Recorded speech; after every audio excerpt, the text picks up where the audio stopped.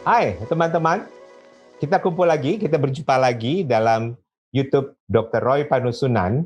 Dan hari ini kita akan berbicara sesuatu yang luar biasa. Seperti biasa, kita akan memanggil orang-orang juga yang luar biasa. Kita akan berbicara dengan seorang kawan saya yang mengalami suatu pengalaman yang saya kira hebat, satu pengalaman yang saya kira juga tidak dialami oleh semua orang dalam situasi kondisi kesehatan saat ini di Indonesia. Apa yang terjadi? Kita akan dengarkan dari teman saya ini, namanya Faisal, dan kita akan mulai berbicara dengan beliau. Halo Faisal, Halo, selamat malam dokter. apa kabar? Kamu kelihatan sehat, tapi agak Baik kelihatan dok. kurus ya. Turun berat badan ya dok. Oh benar, turun berat Iya. badannya. Oke. Nah, Faisal, kan saya tahu persis bahwa di keluarga kamu ada 6 orang yang mengidap COVID-19, Betul. kira-kira 3 minggu yang lalu ya, kalau nggak Iya, salah ya. betul Dan dokter. kamu harus menghadapi ini sendirian, dan kamu juga harus berjuang untuk bisa tetap sehat bersama anggota keluarga yang sakit ya. Boleh saya tahu siapa aja yang sakit di dalam keluarga yang uh, terkena virus corona 19 ini, COVID-19? Yang diawali dengan gejala itu adik ipar. Adik Hmm. ipar saya seminggu, kemudian bapak saya, keponakan saya, ibu saya, adik saya yang di bawahnya, terakhir baru kakak saya. Jadi total ada 6 orang ya. 6 orang. 6 orang. Kalau boleh tahu, bagaimana itu infeksi bisa masuk ke dalam rumah dan bisa mengenai semua keluarga, dan apa sih yang terjadi sebetulnya saat itu? Awal mulanya itu pertanggal 24 Agustus, adik ipar saya itu dok, dia demam, pusing, Hmm. lalu mimisan, keluar mimisan,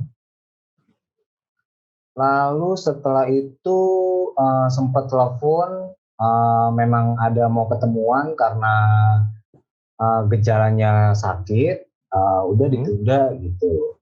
Dan akhirnya hari berikutnya adik ipar saya itu tuh pergi ke klinik.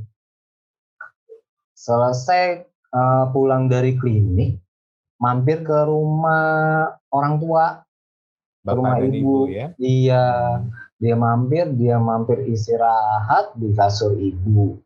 Itu sore sore hari baru pulang Hmm. gitu.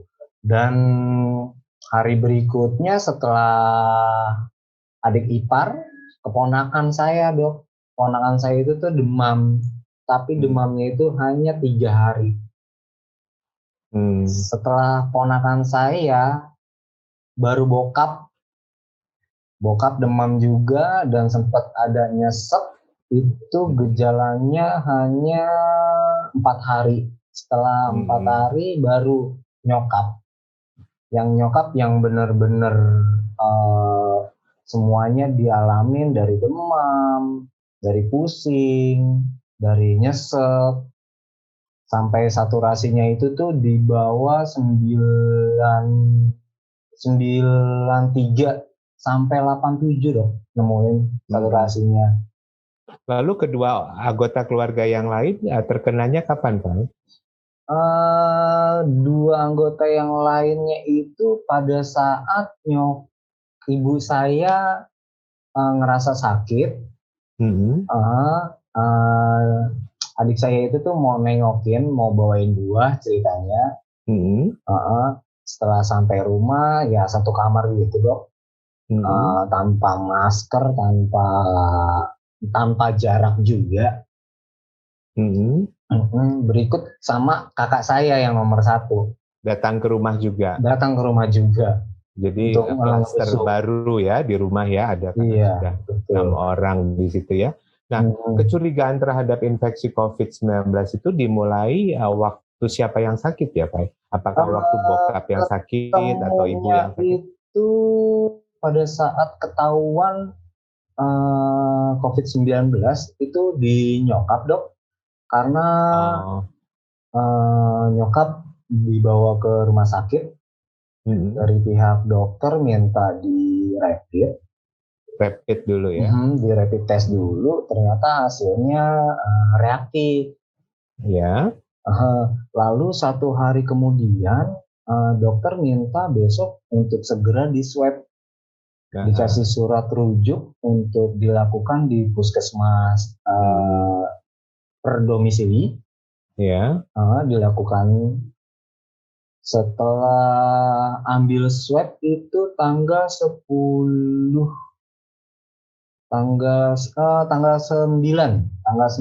September. September ya. 9 September hasilnya itu baru keluar tanggal 14. Nah, dan hasilnya itu tuh positif. Positif. Iya. Dan menunggu hasil swab itu datanglah adik dan kakak. Betul. Waktu itu belum ada hasil. Belum ada hasil. Tapi rapidnya udah ada. Tapi rapidnya sudah ada. Oke. Walaupun rapidnya positif, tapi di rumah ternyata lupa untuk pakai masker. Betul, atau lupa untuk jaga jarak, begitu ya. Colongan sih ya dok. Ya, jadi berarti mestinya kalau nggak salah, kalau begitu kita rapidnya positif, kita juga harus yakin bahwa PCR positif ya. Tapi keburu akhirnya adik dan kakak yang ikut datang ke rumah juga positif ya. Iya. Oke, gimana tuh? Gimana? Kalau nggak salah bokap, nyokap, atau semua 6 orang ini pergi ke Wisma Atlet ya untuk dirawat? Iya dokter. Jadi mereka harus di Wisma Atlet sesuai anjuran pemerintah, dijemput dengan BNPB, ambulans BNPB. Awalnya itu hanya ibu, bapak, dan ponakan. Karena yang lainnya itu tuh masih nunggu hasil swab keluar. Jadi 3 hari setelah ibu, bapak, dan ponakan udah di Wisma, yang lainnya baru pada nyusul. Oke. Pelacakan itu dimulai sesudah tanggal 14 ya, begitu hasilnya positif ya Pak ya? Iya dokter. Oke. Semenjak ketahuan ibu saya yang awal positif, baru yang lainnya termasuk saya dan istri saya pun di swab juga. Gimana tuh perasaannya? Gitu kalau tiba-tiba ada 6 orang sakit. Perasaan sih, padahal saya dan istri saya sudah nyediain semuanya untuk kebutuhan protokol kesehatan yang dianjurin pemerintah, seperti masker, sanitasi, cuci tangan udah saya buatin di depan. Dan sebelum masuk kamar pun tuh saya taruh sanitizer dok di depan pintu, seperti itu. Waktu sebelum positif tuh? Sebelum positif, betul. Sebelum PCR-nya positif ya? Iya. Terus yang bawa ke rumah sakit Wisma Atlet kamu? Yang bawa ke Wisma Atlet dari ikut pihak menganterin ke sana? Saya hanya nganter sampai puskesmas kecamatan dokter. Oh gitu. Iya. Oh gitu. Nah, bagaimana pengalaman masuk rumah sakitnya, Pak? Apakah gampang atau sulit atau ya pendapat kamu gimana? Kan kamu punya 6 keluarga yang sakit harus dirawat. Prosesnya sih ya dari pihak puskesmasnya juga sangat membantu ya dokter. Dari puskesmas kelurahan. Dari kelurahan dia berkoordinasi dengan puskesmas kecamatan, lalu dari puskesmas kecamatan baru ke yang pasiennya tersebut. Sampai di wismanya sih nggak terlalu lama ya dok, hanya 1 jam dalam perjalanan, lalu 1 jam perjalanan sudah dapat kamar. Dan dan masuk, mereka disuruh mandi dan ganti baju baru bisa beristirahat di dalam kamarnya. Jadi prosedurnya nggak bertele-tele ya, cepat ya, bisa langsung masuk dalam. Oke. Ya, dan saya pernah tahu kamu juga sempat bingung waktu itu kan untuk mencari rumah sakit karena kalau nggak salah ibu juga gejala paru-parunya mulai terasa Iya, betul, keluar Dok. ya, batuk-batuknya. Apalagi Bapak juga seorang penderita hipertensi ya, jadi Iya, kelihatannya kamu juga didera oleh ketakutan atau gimana? ketakutan untuk yang saya khawatirkan sih di Bapak ya, karena Bapak itu tuh punya penyakit bawaan yang yaitu tensi. Sempat pas masuk Wisma itu bokap sempat ditahan untuk dipisahkan karena yang punya bawaan sakit bawaan itu tuh harus dipisahkan, tidak bisa yang sama. Tapi dari saya minta keponakan saya untuk ngomong kepada petugas di rumah sakit Wisma Atlet, eh, tolong dibantu karena bapak kakeknya ini nih eh, harus ada yang nemenin gitu. Dan akhirnya dari pihak rumah sakit Wisma Atlet dibantu untuk satu kamar sama ibu dan ponakan. Jadi di dalam satu kamar, dalam satu ruangan ada 2 kamar, Dok, untuk 3 orang maksimal. Nah, ada perasaan takut kehilangan mereka? Hai? Aduh, sangat sekali perasaan itu tuh sering nggak bisa tidur, Dok. Semenjak tahu hasilnya mereka semua tuh pada positif. Akhirnya yang ngebantu tuh memang kudu disupport, dikasih arahan yang positif biar mereka tuh semangat, ayo cepet, biar cepet sembuh, biar cepet sehat gitu. Oke. Jadi ada juga kegamangan di situ ya. Dan kamu sudah berapa kali kontak dengan mereka ya? Secara Iya, Dok. langsung juga sangat sering sekali. Dan hari ini Semenjak kita dapetin hasil PCR-nya negatif ya Pak ya? negatif, Dok, alhamdulillah. Ya, ini yang kedua kalinya ya? Ini yang kedua kalinya, betul. Gimana tuh kamu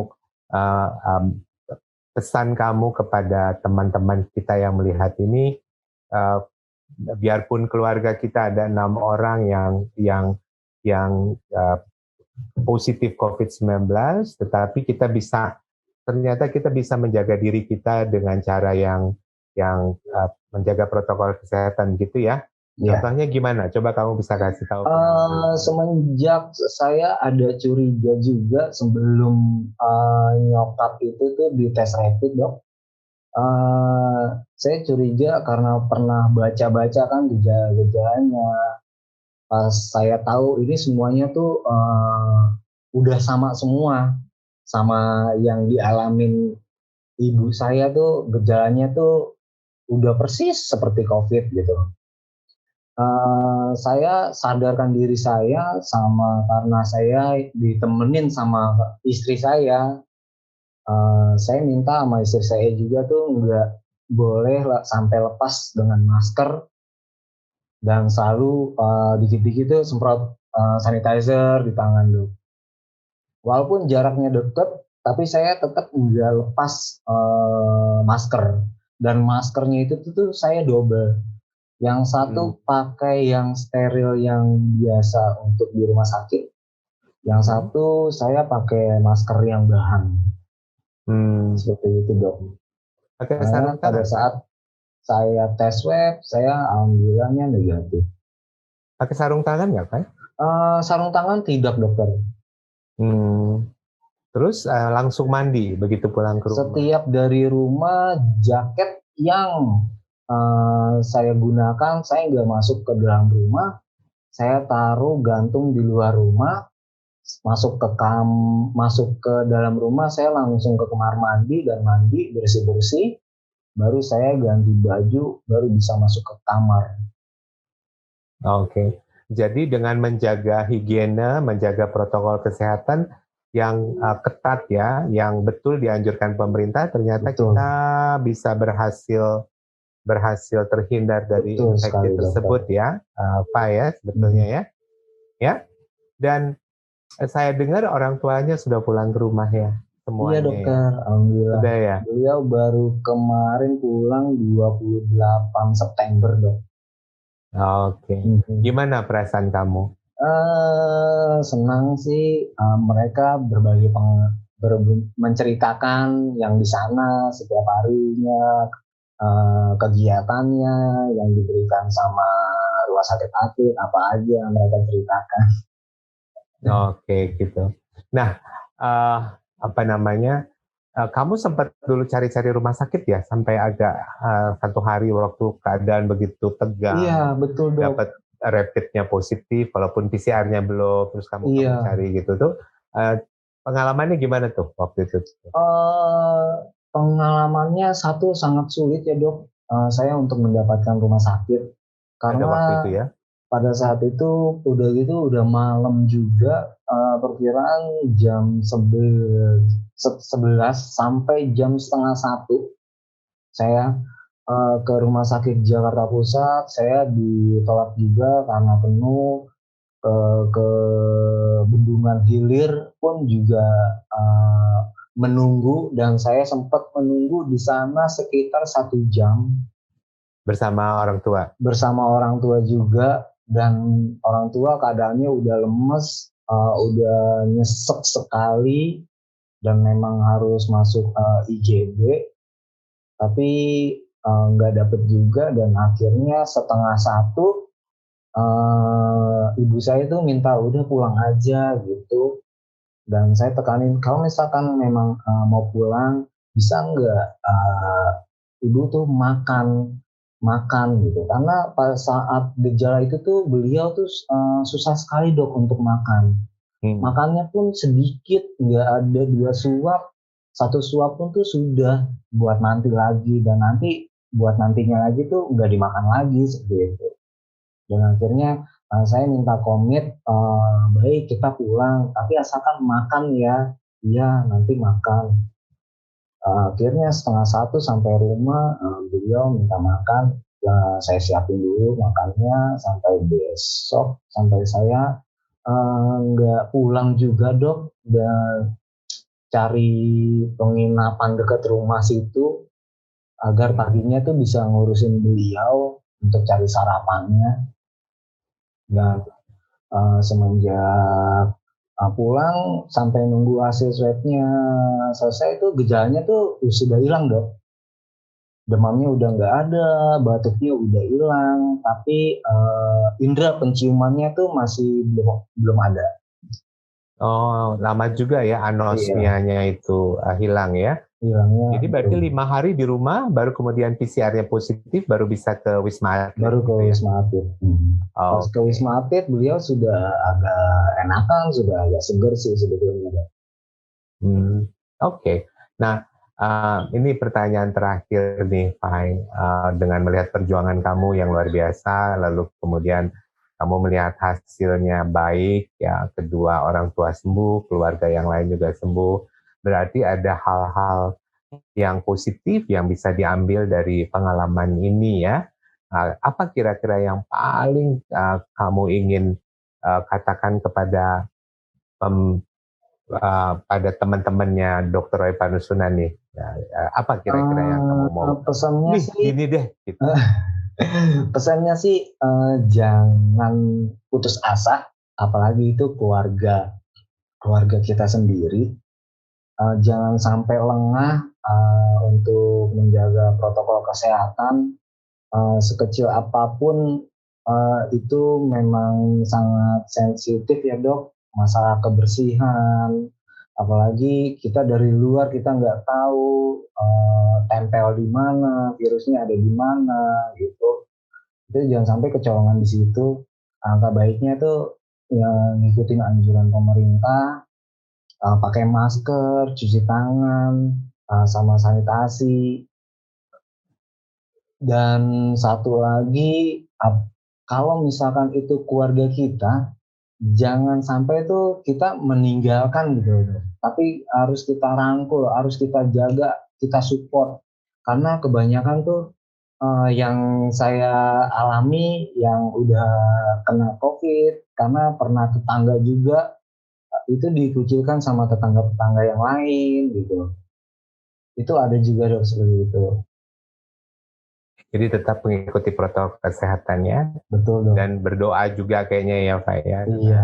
Pasti doanya kita didengar oleh Tuhan kalau doanya tulus dan pasrah begitu ya. Iya betul dok. Dan begitulah teman-teman, kalau kita mendengar pengalaman dari teman kita Faisal, bagaimana keluarganya ada 6 orang yang mengidap COVID-19, dirawat di Wisma Atlet, dan ya sungguh bersyukur kalau ternyata semuanya sudah kembali dengan baik, dan Faiz sendiri tidak terinfeksi oleh COVID-19 yang sudah dipastikan oleh 2 kali pemeriksaan PCR, dengan pesan dari Fai bahwa kalau kita ada keluarganya yang kena COVID, terinfeksi COVID, jangan tinggalkan, tetap rangkul, tetapi tetap mengikuti protokol kesehatan, harus kita ikuti dengan baik sesuai dengan anjuran pemerintah, dan tetap berpikiran positif dan berdoa. Saya kira ini banyak pengalaman yang luar biasa, pengalaman yang kita bisa ambil. Kita tidak mengharapkan ini terjadi pada kita ya, tetapi pengalaman ini bisa kita jadikan inspirasi untuk bisa mengatasi keadaan sulit yang kita alami.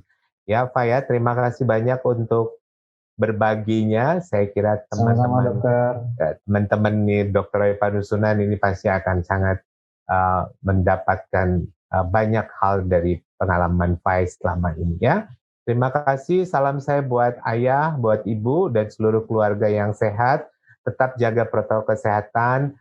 Kalau bisa yakin dulu kita betul-betul sehat sekali, dan tetaplah bersemangat dan tetap selalu optimis dan berpikiran positif. Ya, baik teman-teman sekalian, sekian dari Dr. Roy Panusunan untuk saat ini. Ambillah intisari dari cerita kita hari ini dan laksanakanlah dan selalulah berpikiran positif dan optimis. Sampai jumpa lagi di YouTube Dr. Roy Panusunan, serial wawancara kami dengan tokoh-tokoh ataupun pribadi-pribadi yang lain. Salam.